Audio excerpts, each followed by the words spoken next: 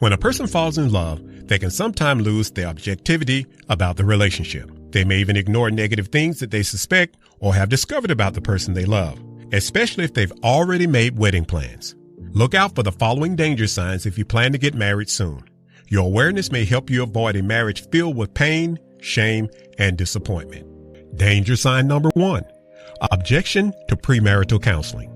Most Christians understand the importance of seeking godly counsel when making important decisions, especially decisions that could have lifelong implications. And marriage should be considered a decision with lifelong implications. So if you are a committed believer and you're making plans to marry a person who refuses to go through Bible-based premarital counseling, this is a definite danger sign that you should not ignore.